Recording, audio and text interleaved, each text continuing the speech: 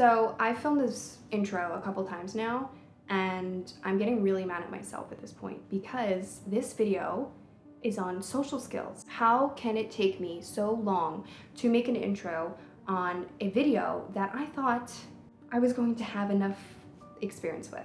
And yet here we are. We're gonna get into that.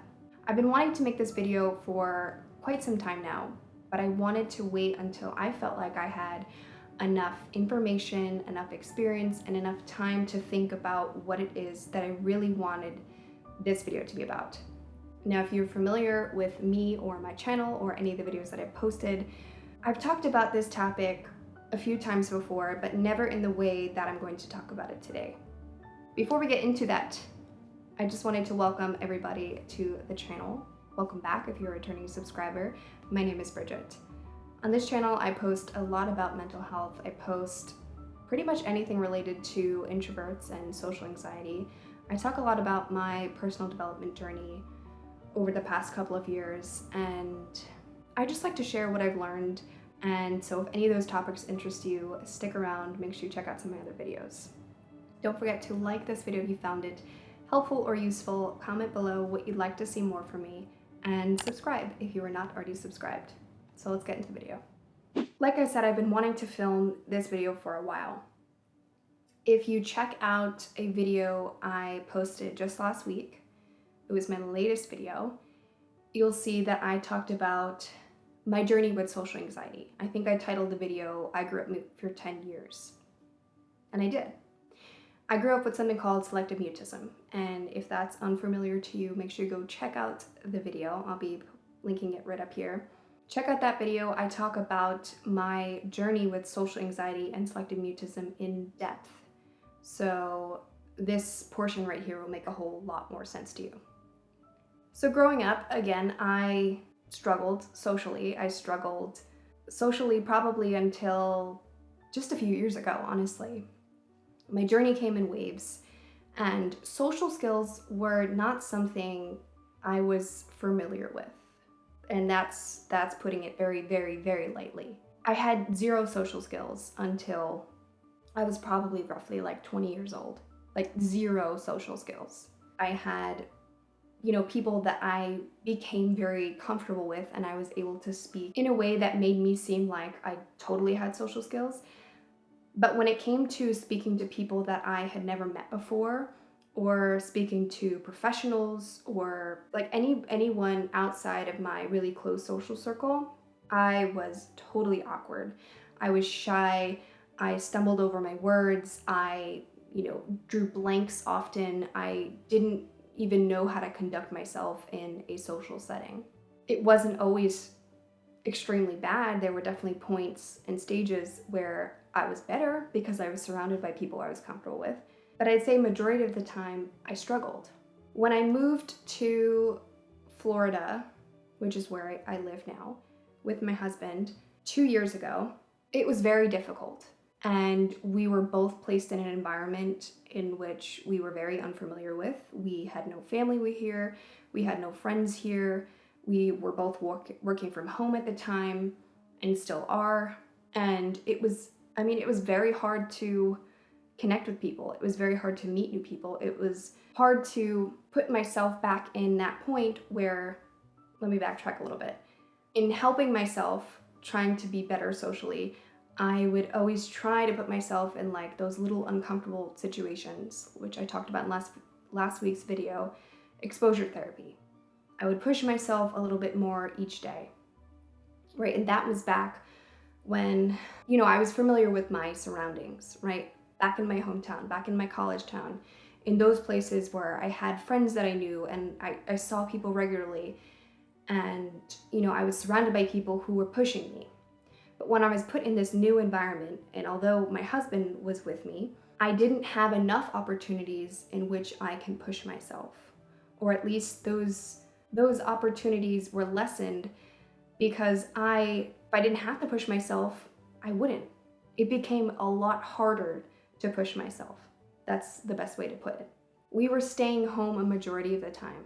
I, again, didn't have friends, so I wasn't really forcing myself to go out and see those people or be in public settings.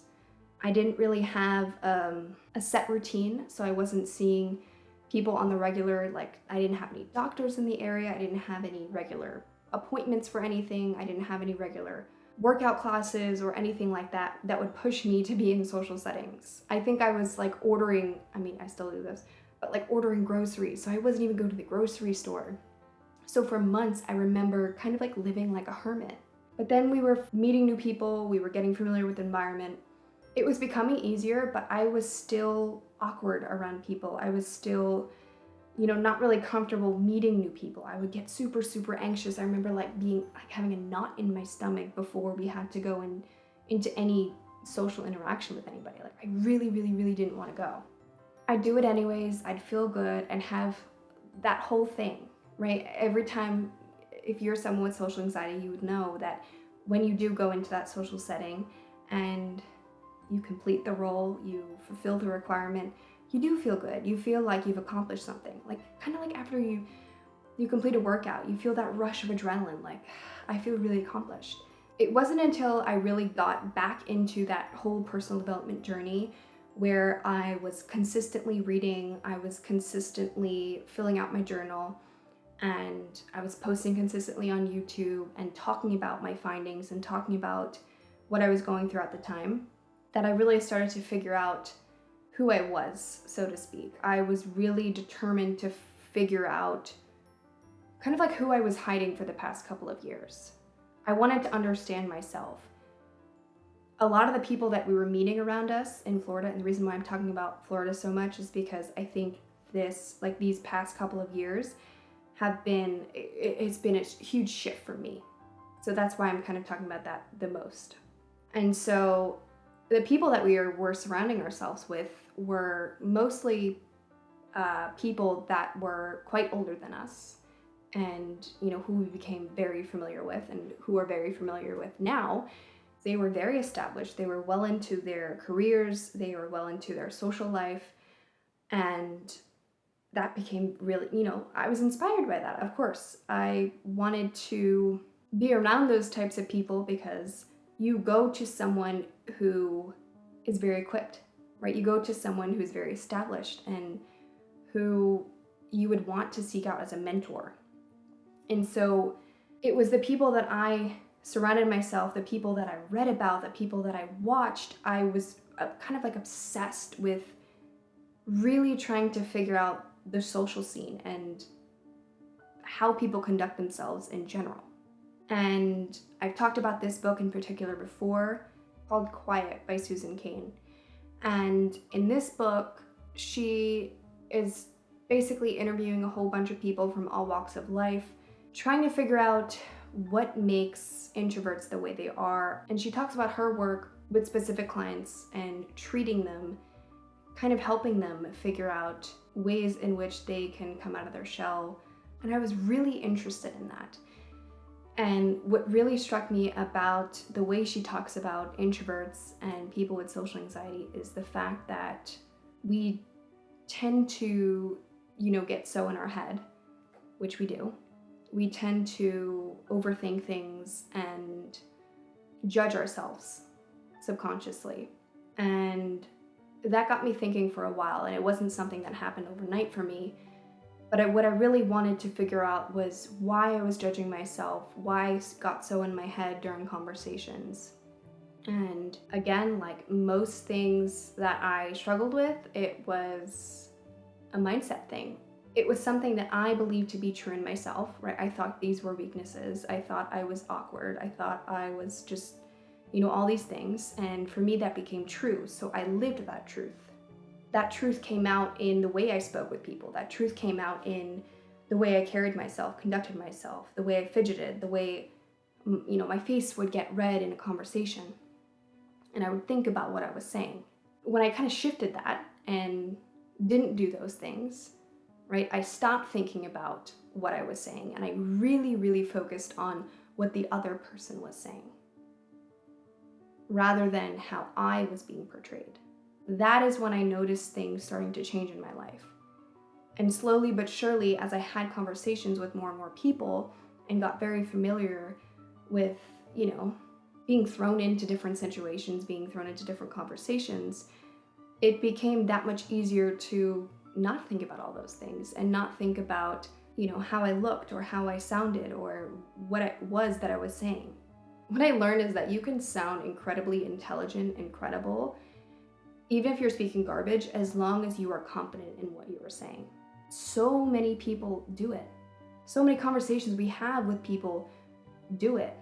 We think they look confident, they sound confident, they're powerful, they're strong, and what they could be saying is complete garbage, right? We don't even stop to think about it. We're just so entranced by like the way they look and the way they sound.